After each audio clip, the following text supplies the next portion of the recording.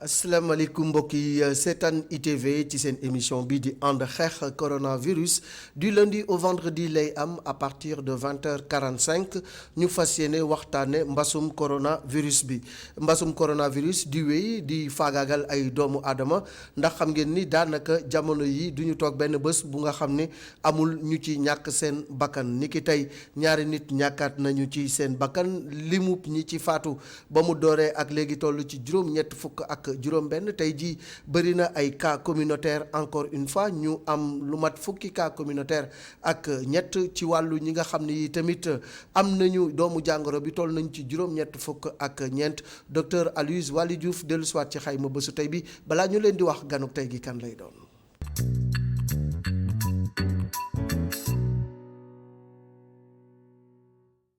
ci junni ak ñeenti fukk test yi ñu def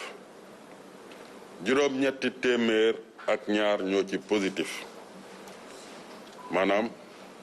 juróom benn fukk ak juróomi cas contact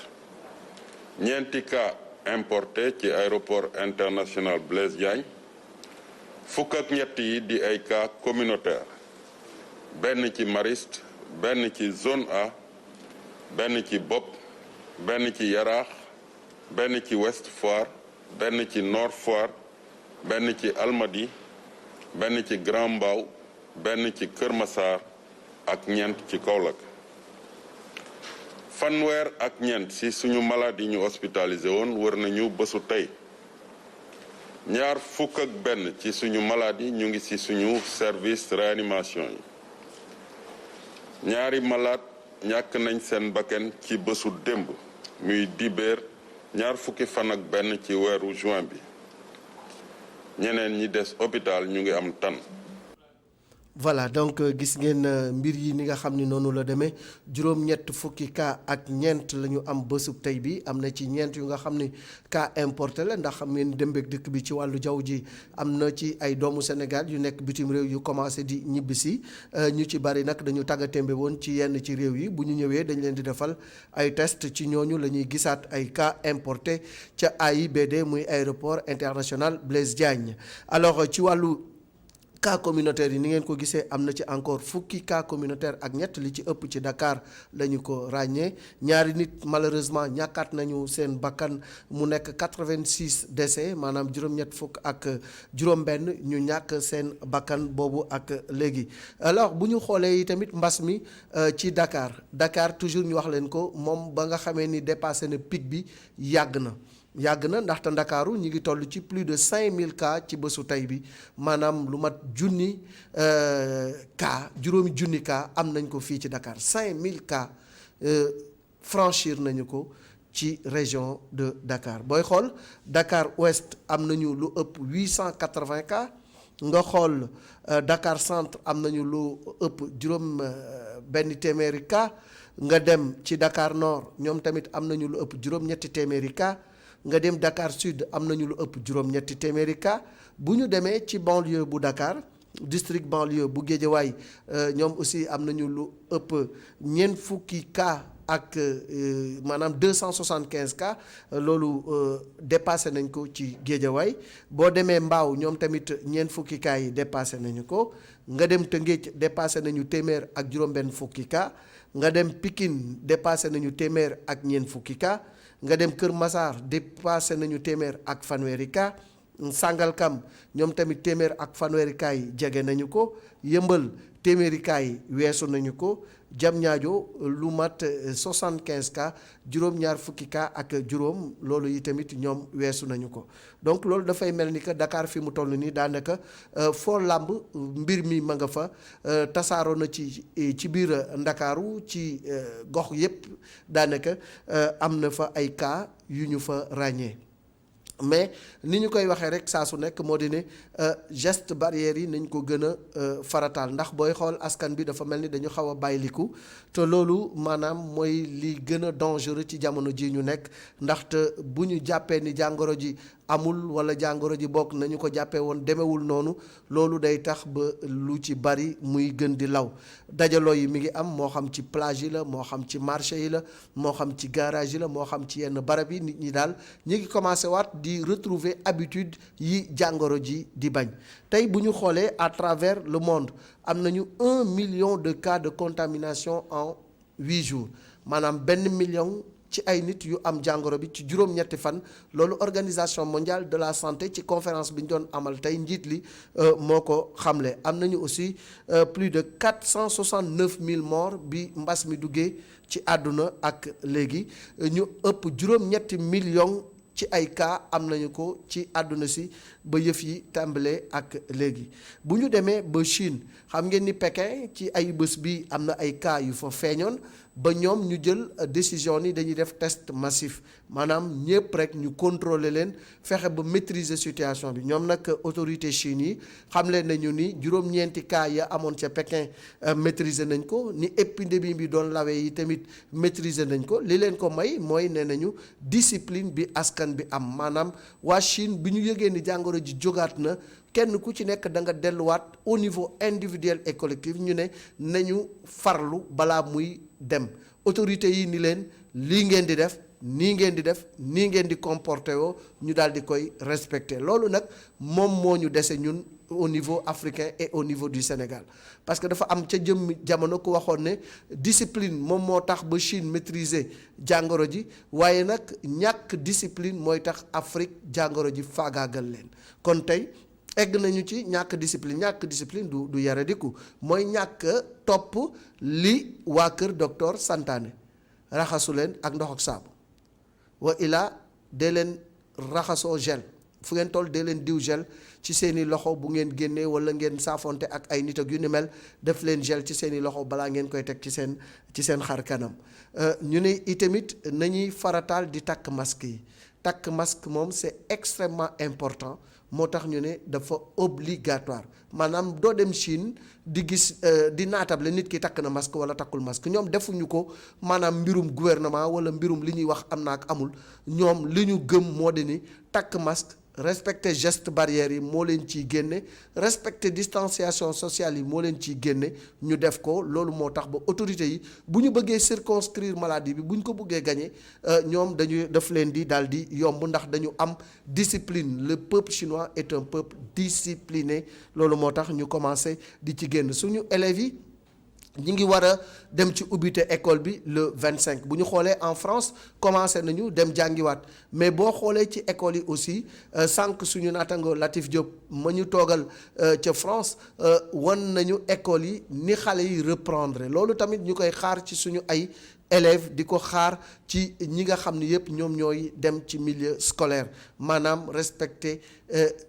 toutes les mesures de sécurité ndax mbir mi mbirum bopp sa bopp la maanaam kenn ku nekk da nga war a sàmm sa bopp aar sa bopp moom mooy aar ñeneen ñi te aar sa bopp mooy d'abord di takk masque yi di respecter distanciation sociale yi di raxasu ak ndox ak saabu di jëfandikoo gel municipalité yépp jël nañu ay matuwaay jënd ay masques yu doy jox ko élèves yi ak ñi leen di jàngal daanaka élève bu nekk gën ngaa néew di nga am ñaar ba ñetti masque professeur bu nekk di nga am ñaar ñett ba juróomi masque donc loolu bu ñu ko jëfandikoo ak mesures yi nekk ci biir école yi je pense que loolu dina tax jàngoro ji gën a dellu ginnaaw tey nag maire bi nga xam ni moom la ñu war a dalal mooy Ablaye Ndior di maire Diouroup moom aussi dina dellusiwaat ci li nga xam ne def na ko bi yëf yi tàmbalee ak léegi dañu xamul ndax au niveau technique lépp nekk na en place wala déet ndax Naar Diop ma nga fa wala déet su ko defee ñu daal di jokkoo ak monsieur Ablaye Ndior di maire de Diouroup Diouroup itamit nekk localité bu am solo bu nga xamante ni boo demee foofu di nga gis ni am na marché hebdomadaire mais dëkk la bu nga xam ne aussi màgg na màggaay bu gaaw a gaaw ba tax na autorités yi il fallait ñu jël ñoom tamit seen ay mesures ak seen ay matuwaay pour mën a def li ñuy wax maanaam lutte contre le coronavirus au niveau communautaire wala au niveau de la commune monsieur Ablaye Ndior bu fekkee ni nekk na en place ñi ngi koy nuyu di ko dalal jàmm ci ITV monsieur le maire de Diouroup di la dalal jàmm ci ITV di la bàyyi nga nuyonte ak askan bi présenté ñu la commune de Diouroup. waaw monsieur le maire ba léegi rek jokko bi xaw na des dañuy continuer encore di leen wax ni rek tey monsieur Ablaye Ndior maire Diouroup moom la ñuy dalal mu nekk un jeune maire nekk tamit maire bu dynamique toujours foo ko gis muy dox wala nga gis ko muy lijjanti lu jëmale Diouroup kanam loolu mooy li nga xam ni moom moo ko soxal bi coronavirus bi duggee ci réew mi président de la République déclaré ni nous sommes en guerre jël ay mesures yu xaw a métti lool ci askan bi pour rek aar nit ñi boobu métti woon na ñu dem ba jëmmi jamono président de la République jëlaat yeneen mesures d'assouplissement pour gën a bàyyi askan bi ñu demaat ci seeni activité dem ci suñuy activité dund ak présence su virus bi mais loolu dafa laaj vigilance dafa laaj itamit ñun kenn ku ci nekk am discipline individuelle et discipline collective tey jii man damay wax ne au niveau gouvernemental war nañu aussi seet beneen approche communicationnelle joxe nombre de cas yi loolu moom mënu fi jóge loolu dañuy koy encourager ñu continuer di ko def mais il faut mu am beneen approche ci wàllu communication parce que feebar bi toll na ci phase bu nga xam ne laaj na ñu communiquer waat autrement maanaam gën a def beneen campagne de sensibilisation à outrance au niveau de Dakar et au niveau de Touba au niveau même de l'ensemble du pays fi nga xam ni gis nañ ni jàngoro ji am na fa doole mu amaat beneen campagne de communication beneen campagne de sensibilisation bu gën a agressive mais dafa mel ni fa ñu tolloon ci communication ba léegi changé wuñu ko te jot na ñu changer de paradigme jot na ñu changer d'approche communicationnelle pour nit ñi gën a farluwaat mais bu fekkee dañuy xëy rek joxe le nombre après daal di dem du am beneen boo duggee ci dëkk bi de sentir ni travail de sensibilisation travail de sap bi ñu war a def ñi ngi koy def loolu day am relâchement donc il faut que nit ñi fu ñu toll di gis ñu leen di tympaniser ak ñu leen di won ni jàngoro ji mi ngi fi jàngoro ji mi ngi faagaagal askan bi te loolu il faut que une approche communautaire comme ni ñu ko waxee mais sentiratuñu daal ni état bi mi ngi def communication bi war au niveau du terrain surtout communication de terrain communication de proximité communication ci wàllu affiche communication ci wàllu télévision communication ci wàllu rajo il faut lépp ñu yokk ko pour nit ñi gën a xam ne jàngoro ji jógu fi kon monsieur le maire Abdoulaye Ndior maire de Diouroup ñi ngi lay nuyu di la dalal bàyyi la nga présenter ñu la commune de Diouroup bi nga xam ne askan bi ñoo la wóolu pour nga jiite leen depuis nga xam ne yaa ngi nekk ci bopp commune bi ba léegi. Oui, jërëjëf Malick maa ngi leen di fay di leen di nuyu sénégalais yëpp ak ñi nekk diaspora di suivre ITV ak iRadio donc di leen gërëm bu baax a baax ci invitation bi di leen wax ne man maay maire Diouroup di commune du département de Fatick région de Fatick nekk une commune de 24 412 habitants ak 10 villages administratifs bien sûr ma am honneur jiite conseil municipal bi depuis 2014 nekk en même temps directeur adjoint bu manufacture des arts décoratifs bu Thiès donc commune Diouroup noonu la bindoo dafa bokk ci 17 collectivités département de Fatick yi bon Fatick nag ku ne Fatick rek xam ne mooy dëkku président je pense que loolu mooy particularité bi am aussi ay responsables yu engagé am ay maires yu dynamique ma leen di nuyu au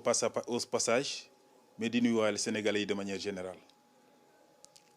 wax naa ko léegi bi mbas mi duggee ci réew mi depuis le 2 mars ci le président de la République déclaré ni dañu nekk en guerre.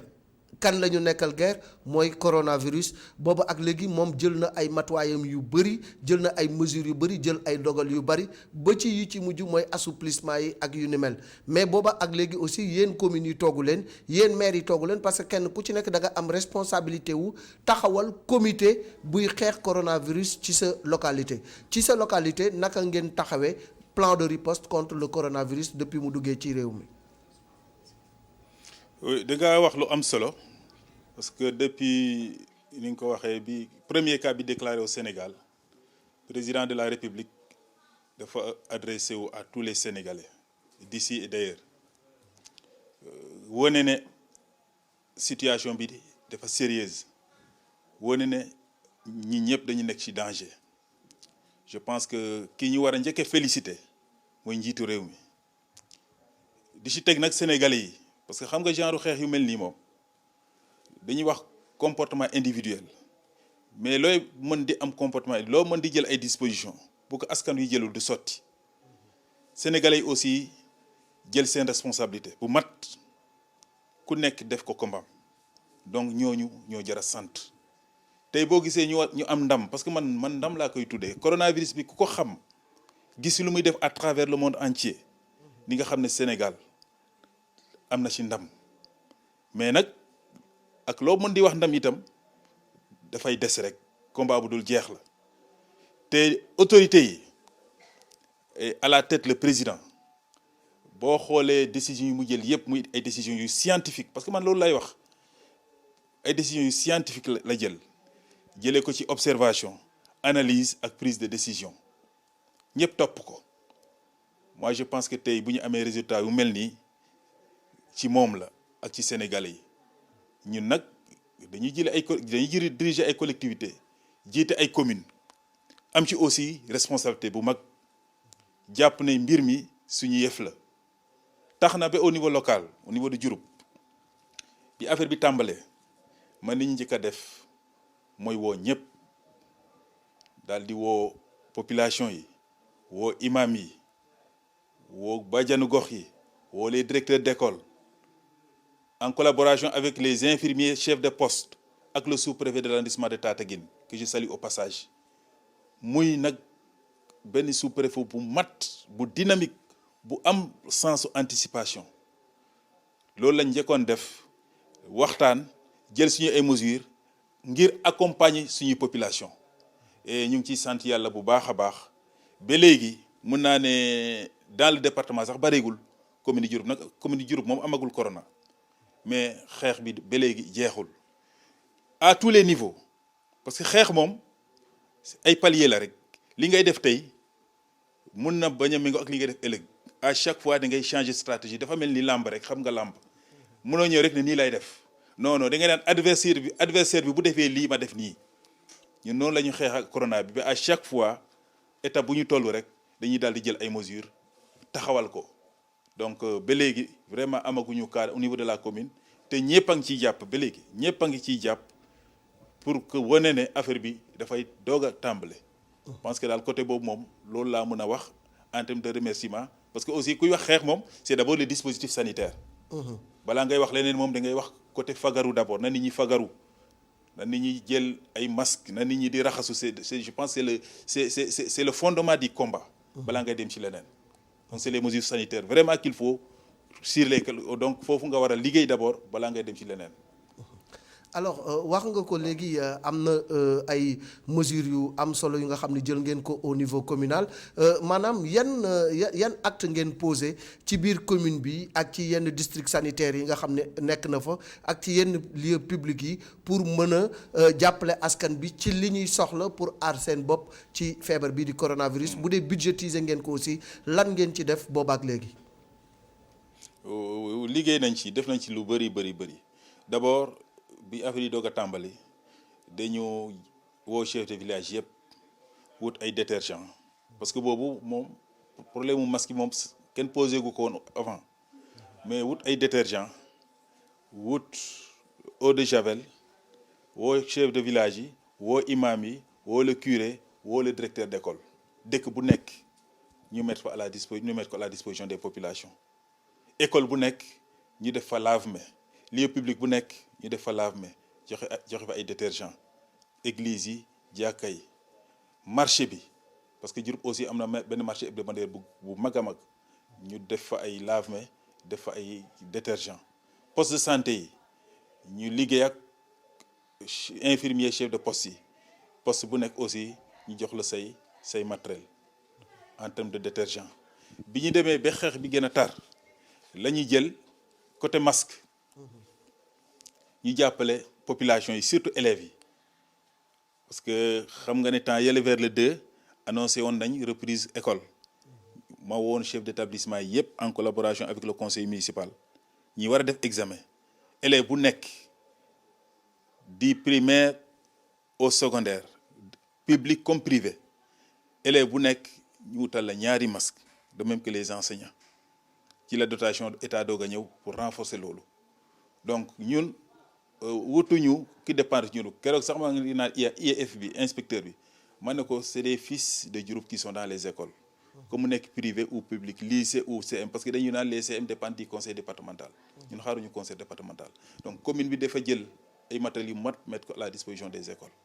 donc côté boobu aussi loolu laa ci mën a wax leneen li am na ñeneen ñuy jàpp parce que aussi xam nga mbir mu xeex bi moom du affaire de mairie rek il y a eu beaucoup de bonne volonté yoo xam ne su ma fi waxee seen tur sax du leen neex parce que loolu taxu leen jóg ñooñu aussi ñëw nañu en appoint à la commune pour jàppale population yi du point de vue alimentaire état du Sénégal dafa ñëw pour jàppale 1871 ménages jox leen ay kits alimentaires. man ko foofu la ñu bëgg taxaw tuuti ci aide alimentaire bi nga xam ni état jël na ko pour jàppale ko les impactés du Covid-19 waaye yi tamit xam nañ ni li état di joxe mënul daj askan bi yëpp yéen mairie yi tamit amaana am na lu ngeen ci def foofu au niveau du Diouroup nar ngeen organiser woo pour def ciblage bi ba ñi nga xam ni ñoo ko yelloo am ko te du am parparloo du am wàllu politique ak lu ni mel. bon ñun côté problème boobu amuñu ko. Vraiment au niveau de la commune dès le départ te foofu laay remercier le sous-préfet dafa convoqué ñëpp ñu waxtaan wane ne lii kat lii ñëw c'est pour les populations du mbirum parti politique du mbirum ñoo bokk ndey ñu mbirum ñoo bokk baay état moo ko mettre à la disposition des populations ñu organiser ay comités de ciblage au niveau des villages dëkk bu nekk ñu def fa un comité de ciblage avec à la tête le chef de village loolu bu ñu paree ci yooyu ñoom ñu indi au niveau de la mairie ñu stabiliser bi ñu stabiliser ñu doog ko yóbbu au niveau de la sous-préfecture pour finalisation donc côté ciblage amuñu benn problème donc on a ciblé on a stabilisé sur les listes te distribué nañ joxe nañ sans problème vraiment commune ba amul woon benn problème à part que dund bi moom du mat xam nga état moom lu muy joxe. À chaque fois dafay am lu manqué parce que wax naa ko yeneen maire aussi jaar nañ fi wax ko donc bu joxee ñii dina am faw ñu des foofu la commune bi taxawee nag jël ay mesures pour que ñoo ñu des mu mun leen a accompagner mais globalement état bi moom joxe na fa 1871 kits ci la mairie ñëw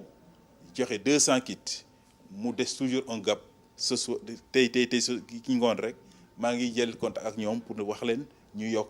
pour que ñeneen ñi amul toujours ñu continuer di leen jàppale. donc côté boobu moom je pense que mairie bi def na ci effort bu rëy te aussi xeex bi jeexul dañuy continuer toujours di leen jàppale parce que aussi at mi dafa nekk at bu metti nit ñi amuñu temps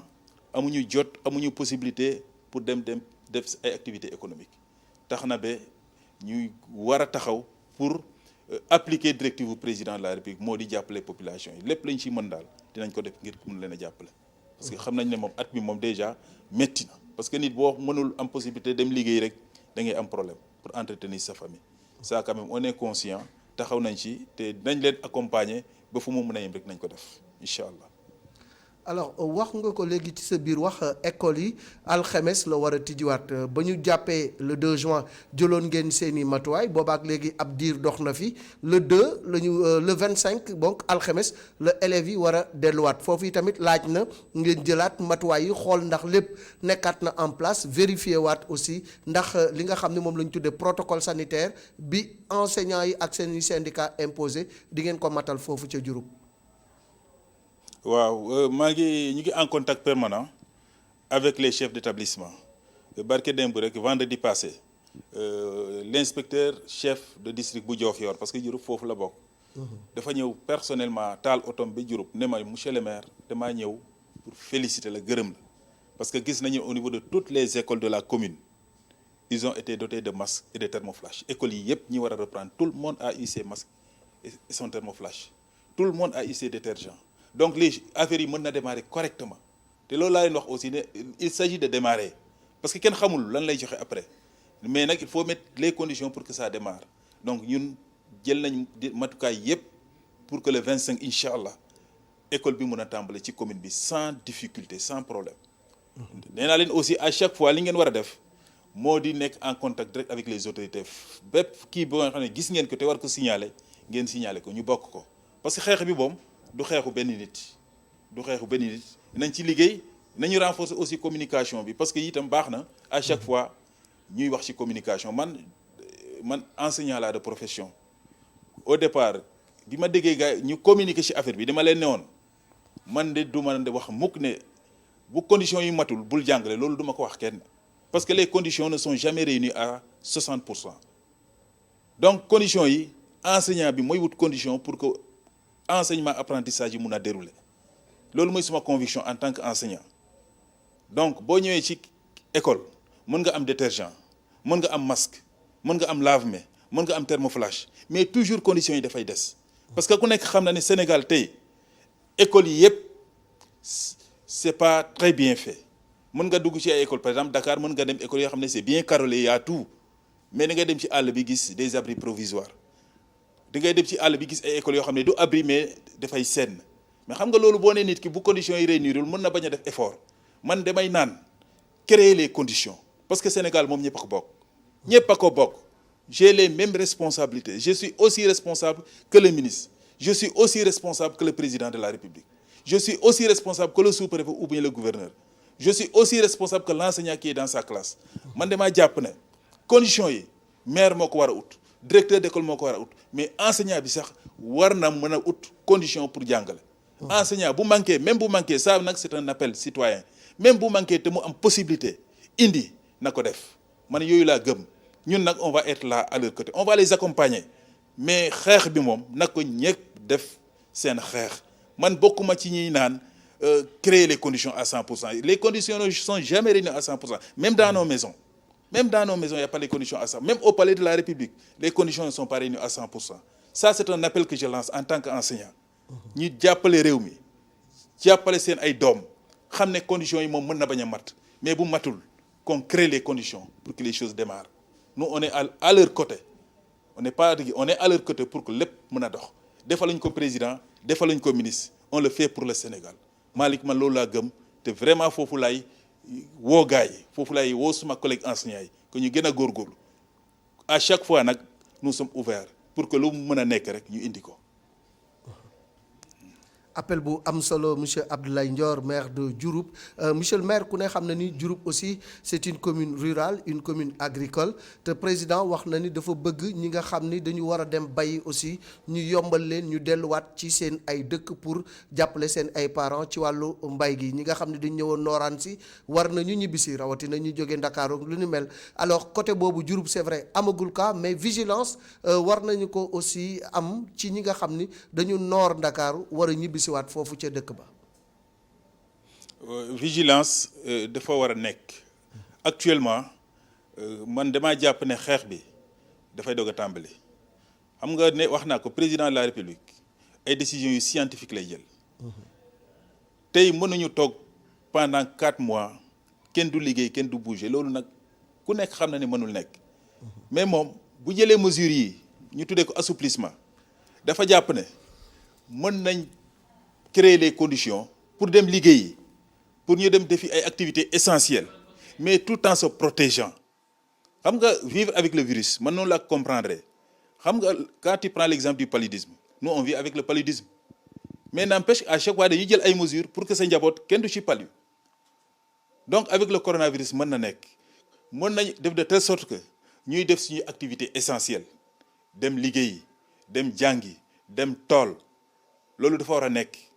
am na nag lu warul nekk te loolu foo mu wax ko Malick am na lu warul nekk li warul nekk man dama ko gis personnellement ci mbedd mi gis naa ñoo xam ne vraiment ci xew la ñu nekk di wéy di def vraiment c'est loolu moom warul nekk waragul nekk en tout cas mais dem liggéey dem jàngi dem tool moom war na mën a nekk loolu buñ ko créer ñu def de telle sorte que ku nekk continuer di jël di appliquer les mesures barrières loolu moo lay sauver loolu mooy sauver sa njaboot loolu mooy sauver say mbokk loolu mooy sauver village bi ngay dem donc mën nga jóge Dakar dem pour béyi mais boo demee nga xam ne man kat Dakar laa jógee parce que Dakar ku nekk xam na ne c'est le foyer donc boo demee au moins mën nga confiner sa bopp jarul sax ñu lay confiner nga confiner sa bopp boo bëggee dem tool nga dem tool mais nga confiner sa bopp pendant un certain temps parce que man mii jóge fii di dem Thiès di ñëw tous les jours xaw ma ndax mën naa ko fi jëlee yóbbu ko fa mbaa xaw ma mbaa aw ma ko donc su ma demee aussi man maa war a def de telle sorte que su ma ko yoree ma bañ a lor nit ñi ma bañ ko fa yóbbu loolu aussi vraiment c'est important population yi xam ne boo gisee président jël les mesures d'assouplissement dafa jàpp ne toogaay bi yàgg na te toog luy yàgg liggéeyoo itam mën na am yeneen conséquences te loolu laa ooyee décision scientifique. dafa def observation analyser situation bi xam ne lu mu laaj mooy mu assouplir ngir je ma koy préciser dafa assouplir ngir ñu dem defi activité essentielle yi activité essentielle nag mbumbaay bokk ci c'est juste pour aller travailler dem école dem tool dem doxi lu am farata mais lépp lu amul farata moom bokkul ci assouplissement. yokk comportement yi nga xam ne aussi moom la askan bi di am war nañu gën a seetluwaat seen bopp bu baax ndax booy xool Dakar comme ni nga ko waxee ñu bari bàyyeeku nañu ci port de masque bi nga dem ci plage yi mi ngi fees dell dafa mel ni nit ñi dañu delluwaat ci yenn maanaam habitude yi nga xam ni bokkul mënta dëkk ak jàngoro bi fi nga dëkk aussi ku ne xam na ni terroir séeréer la xam naa ni du ñàkk yi tamit nga am message boo lancé ci suñu mbokku séeréer yi bu ko defee yi tamit ñu xam ni jàngoro ji duggul juru yàlla bu mu fa dugg ba keroog mu ñu fay jóge waaye bu mu tax aussi ñu bàyyi ndiku nañu gën a farlu gën a fagaru. waaw loolu moom maa ngi leen koy lancer di leen ko ñaan ñoo ngi ci déjà nag surtout avec le marché xam nga ñun dañu am chance waa Diouroup ñu ñoo yor presque le plus grand marché du département. muy marché boo xam ne aussi nit ñi dañu fa yëngu bu baax a wax ci wàllu koom le petit business là surtout les femmes ñu du nuyu au passage. ñu xam ne loolu dañ ci war a nekk mais ñu góorgóorlu ku nekk mooy li ma lay wax nii jël ay mesures barrières loolu je pense que am na solo bu baax a baax beneen côté bi gis naa ay yoon yu bëri ci li mënul ñàkk bu dëj amee maanaam bu nit wàññeekoo nit ñi léegi toogatuñu dañuy ñëw rek taxaw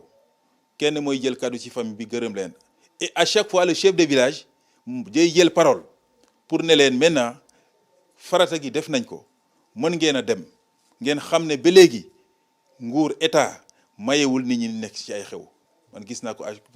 ma dem chef de village day lancer message boobu ma koy rafetlu bu baax a baax di ko dollil aussi di ko dollil ci loolu lépp lu dul activité essentielle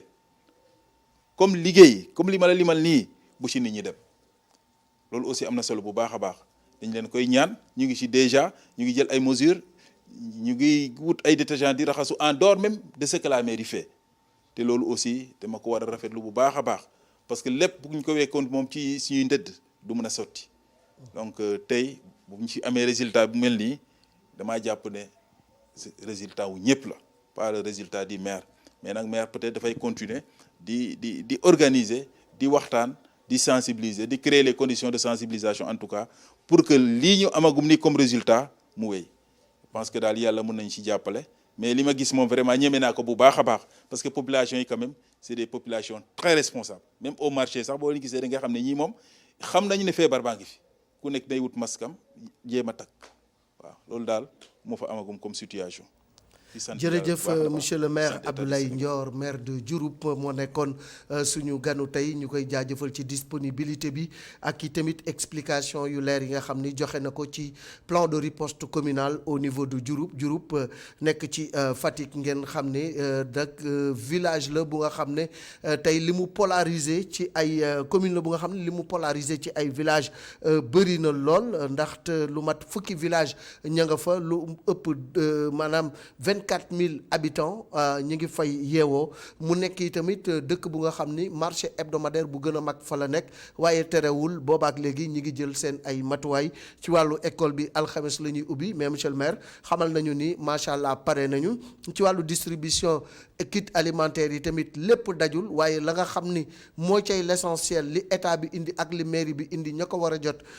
nañu ko am nañu desandi ñi ngi xool yan pexe la ñuy def pour gën leen a jàppale en tout cas ñu ngi koy gërëm monsieur Abdoulaye Ndior di leen xamal ni bésu tey bi donc fàttali rek am nañu 84 nouveaux cas ci am na ci ñeenti cas importés am na ci tamit fukki cas ak ñett yu nga xam ni cas communautaire lañu 86 décès ñaar ñoo ci yokkuwaat kon nag nañu gën a góorgóorlu gën a fagaru xam ni coronavirus bi mi ngi fi demagul nañu dëkk ak moom waaye nañuy moytu tey respecté li waa Kër Docteur wax di leen jaajëfal suba incha allah nag le maire de Ngaye Mékhé moom laay dalal sama dëkk pour waxtaan ak moom ci li nga xam ni def na ko ca Ngaye Mékhé di nuyu waa Ngaye yëpp jaa ngeen jëf ba suba ak jàmm incha allah.